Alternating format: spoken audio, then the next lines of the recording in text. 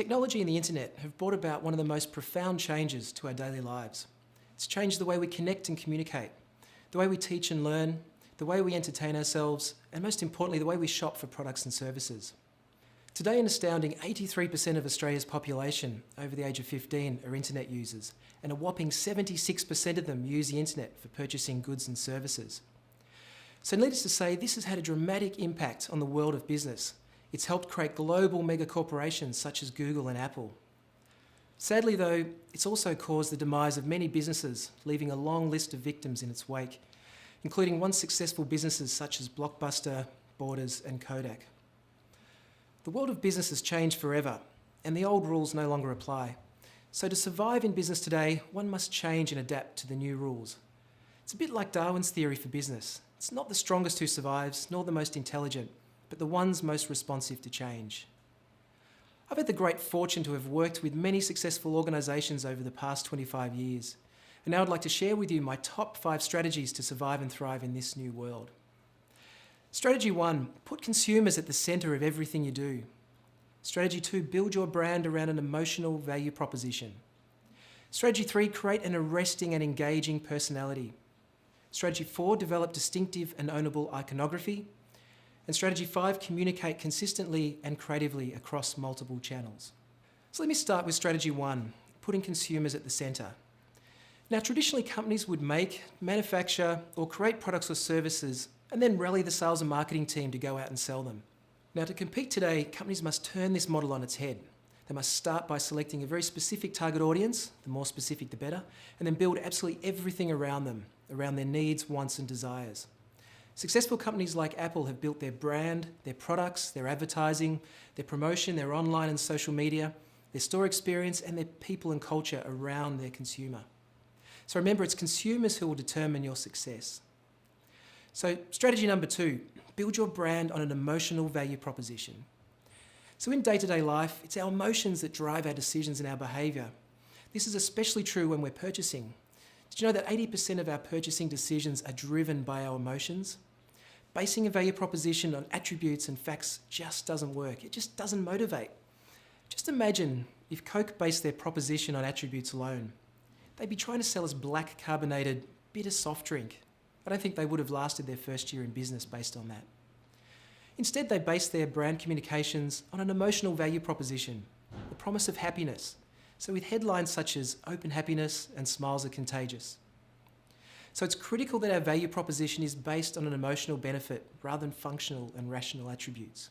So strategy number 3, create an engaging personality. So once again, in our daily lives, we're attracted to people with engaging personalities. And it's the same in business. So consider some of the world's most successful brands, and I bet you'll find they have one thing in common, an engaging personality. Now, wit and a cheeky personality is one of the key strategies of global iconic brand Virgin.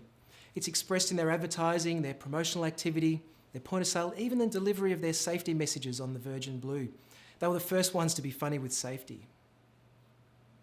Strategy number 4, develop distinctive iconography. Now, we think and remember in pictures and imagery. So brands that develop distinctive iconography tend to stand out from the competition and are infinitely more memorable. Now, this was a billboard many years ago for, you guessed it, for Coke.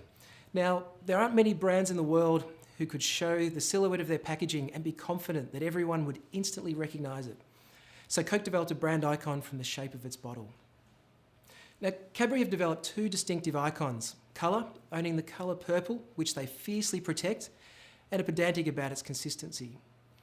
They've also developed the glass and a half icon, helping subtly send mums a message that it's made with real wholesome ingredients. Now, I love this one for Ellen's Confectionery, the universally understood symbol for joy, the big happy smile. They also own the colour red, which they use to really block and own that category. That leads me to strategy number 5, the last but certainly not the least. Communicate consistently and creatively across multiple channels. Now, traditionally, the customer relationship model looked a little like this. A very simple linear process. So it starts with awareness, leads to liking, then to trial. If trial goes well, then would come commitment over time, loyalty. Now at the bottom of the chart is the traditional communication process. Now consumers would see a TV or print ad for a product, then they go to store, compare options and choose the best one and then buy it. Now, this is a very simple, however, not often very effective and often quite expensive process. Now, the customer relationship model looks a little bit like this, completely different. Consumers engage with your brand through many different channels. Many of them are online. They could search on Google, watch you on YouTube, see it on Pinterest or Facebook, read blogs or reviews. And now with augmented reality, consumers can even try the product on without even having to venture into store. So whilst today's process is much, much more complex, the flip side is there are many, many more ways to reach customers and in a much more targeted way than traditional media. So the best way to engage consumers is to use as many channels as you can and as frequently as you can without stalking. I know there's a fine line. So I'd like to finish up now with 3 great examples. The first one is Cadbury Joyville positioning, which I absolutely love. This is built on the emotional value proposition of bringing joy to families. They've built distinctive iconography, they own the colour purple and the flowing, stirry, milky white logo treatment.